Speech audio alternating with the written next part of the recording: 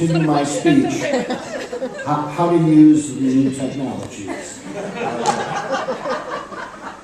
Okay. So she's about to, we're going to put that under a pillow somewhere. We haven't figured out how to turn it off at all, actually. So, okay. So a couple of things. I always like to find out a little bit about my audience before I proceed. So how many of you actually were born in Poland? Great. How many of you were born in somewhere else?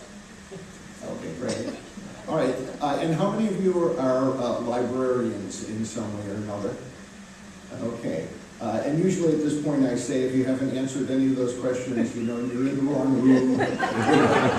It's like one of those airplanes. They say, I hope you're going to Buffalo because, you know, the plane is. Okay. So I'm going to talk a little bit about a couple of things. I'm going to talk a little bit about my career. Leonard talked a little bit about it, but I think it's illustrative. And it's a story that I frequently tell emerging leaders, new members, library school students, Spectrum scholars, because I think it's illustrative of the way in which things work out in life. I graduated from a college with a bachelor's degree in philosophy back in the late 1960s. And does anyone else here have a degree in philosophy? Okay, right. I'm pleased to see that you found another profession that actually paid.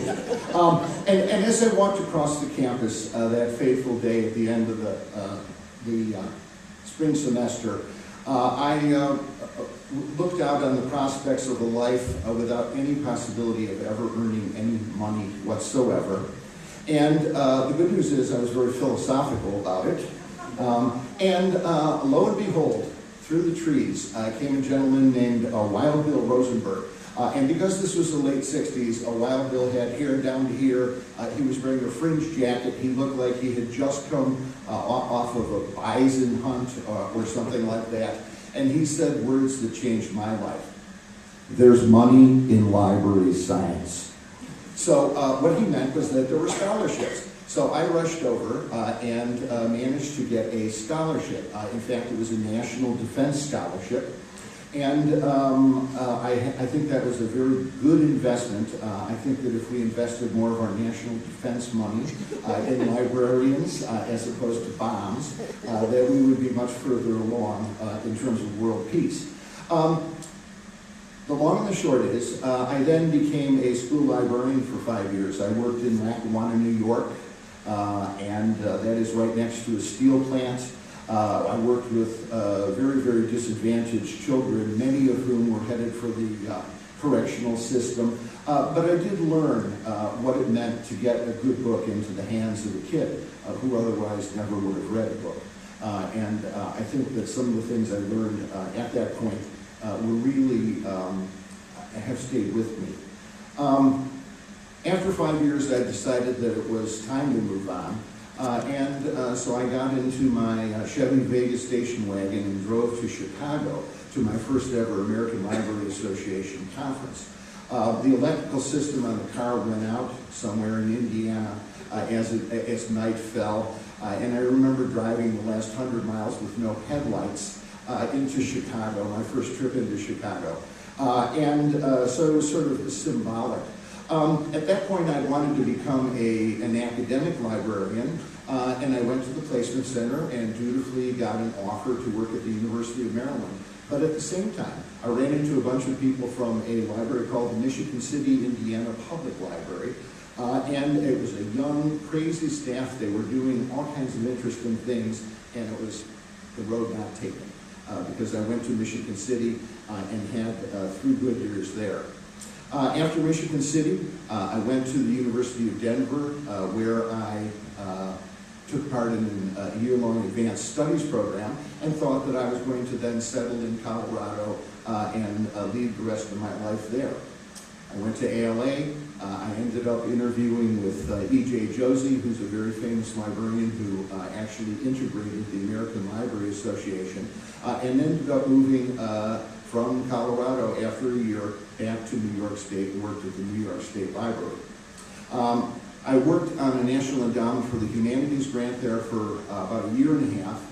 And then when that funding ran out, I spent 6 months doing some consulting in Massachusetts on public library planning before I then became a consultant at the New Jersey State Library in Trenton. I worked there for 5 years doing public library planning and technology planning, and then we had gotten legislation through to establish multi-type cooperatives. 6 jobs became open as we established 6 new regions. And I then became the founding director of a multi-type cooperative in northwestern New Jersey. After 5 years, I decided to, in fact, pursue a lifelong dream, which was to be a state librarian. So I first interviewed in New Jersey and got beaten out by somebody else. I was the second candidate. I then went to Delaware and I got beaten out. I was the second candidate and got beaten out by somebody else. I went to North Dakota in January and actually got beaten out by somebody else. I was the second candidate. And then, much to the joy of the people of Massachusetts, I eventually became the director of the Board of Library Commissioners for the Commonwealth of Massachusetts. We had a good year, a good run there. I was there for 10 years. We developed the first strategic plan involving libraries of all types. We doubled library funding. I think my calculation is that we were getting about $2,000 an hour in new state funding during that decade. We got $250 million in construction money and matched that with an additional $500,000 in local funding to rebuild 250 of Massachusetts' 350 public libraries. So it was a great run. And that, in fact, is what ultimately brought me to ALA. I want you to also know that I applied twice for the job, and the first time had to turn it down. And the second time, when I sent my resume in, and that was 5 years later, I said, they're going to just throw this in the trash can. But as you can see, they did not throw it in the trash can, and I have been at ALA for 12 years. So one might ask, what does this tell you? First of all, that I haven't really been able to hold a job down. But now I'm going to tell you how to have a spectacular career. Okay, my secret 4-step process. I'm just going to cut to the chase on this. Are you ready? Step 1, show up. If you're interested, go and be there. You know the famous saying about the world is run by those who show up? It's actually correct. 2, offer to do something. This will stun people. You will become immediately popular. 3, and this is really the secret one, actually do it. The world is full of people with good intentions. Those people that can back those good intentions up by actually delivering will rapidly move into leadership positions. And then number 4 is repeat as often as needed until you have achieved as much spectacularity as you can actually deal with. Clearly, you are the one who is making a choice about your career, and it doesn't even matter if you're retired. I mean, Leonard has now become an executive director. Everybody thought that he would just be, touring and not doing anything serious. So it's never too late to have that spectacular career. I'm going to talk a few things because I know that you're here because you're interested in PALA. I do hope that you're also a member of the Illinois Library Association, and I really do hope that you're a member of the American Library Association. It is my experience that being involved in professional associations is the difference between a job and a career. In the profession, about half of librarians are members of the American Library Association, and it really is the choice as to whether you're going to treat it as a job or treat it as a career. And let me talk about why. First of all, because ALA is not 60,000 people. ALA is the half dozen or dozen people that you're going to meet that share your particular brand of insanity. And that's one of the beauties of it. Because it's a national organization, it allows you to link up with other people that share your interests, and ultimately are the people with whom you will grow throughout your whole career. And some of you know this already. Also, one of the beautiful things about the association is, and certainly this is my own experience, there are these people who, for whatever reason, like you. It is amazing how often people who were senior in the field have been willing to step forward and say, hey, I like the way you handled that particular thing, and these people will help you in the course of your career. It really is a wonderful thing. And then again, it's also an opportunity, if you're later in your career, to extend the same privilege to other people who are up and coming. Because it's just one of the great things about being part of an association and about the profession we're part of.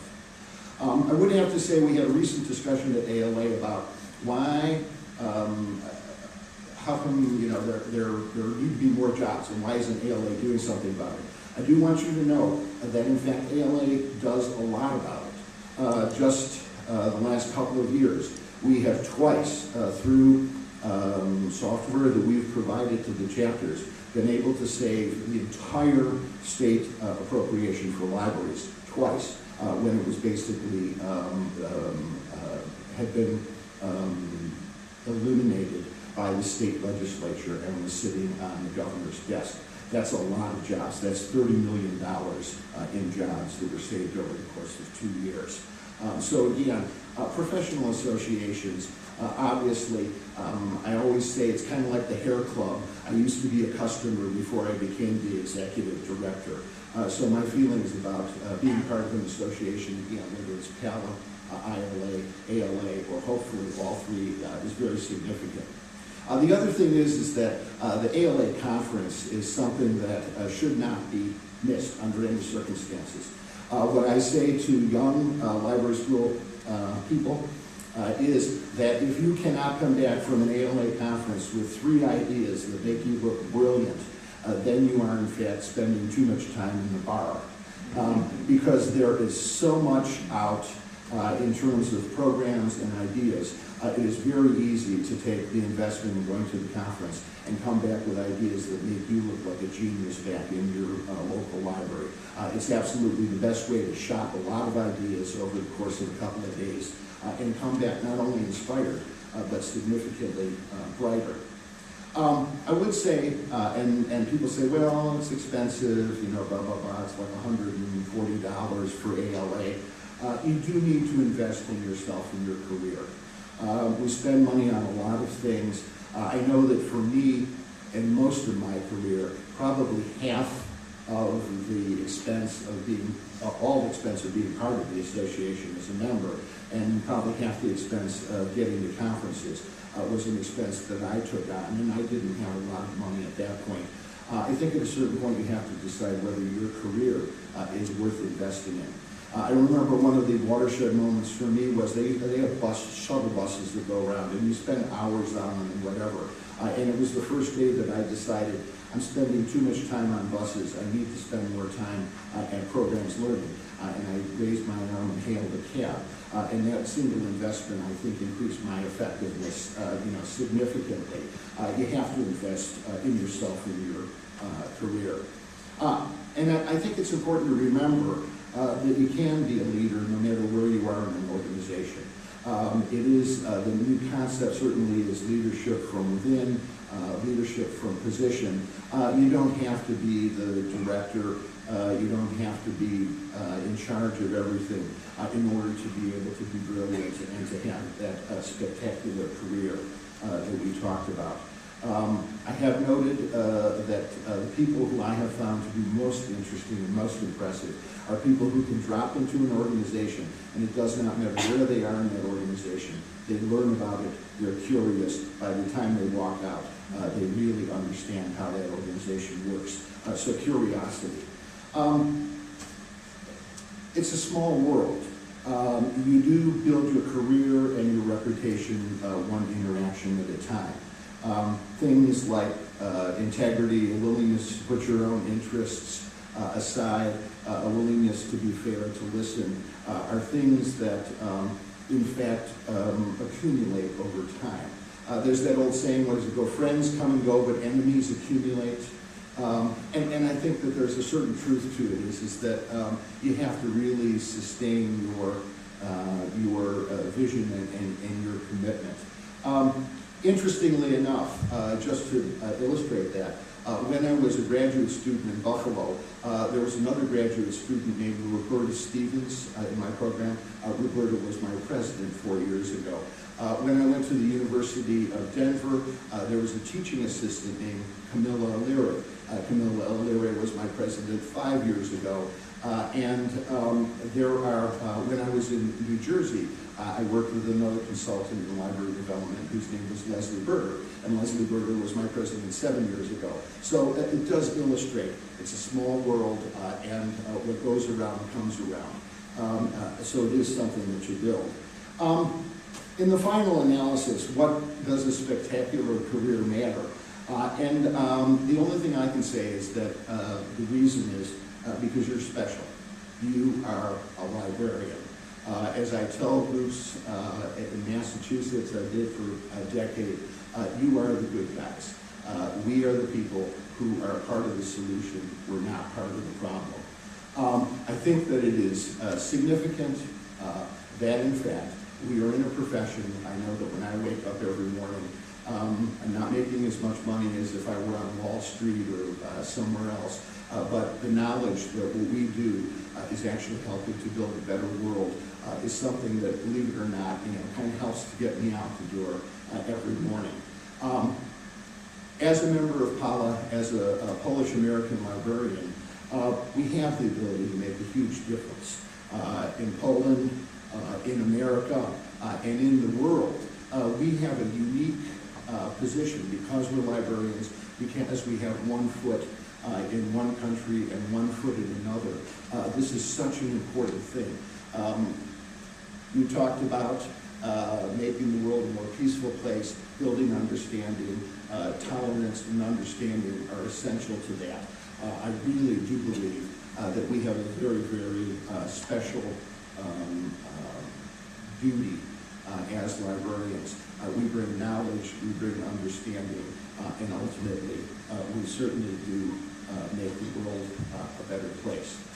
And anyone who does that is by definition having a spectacular career. Great, thank you.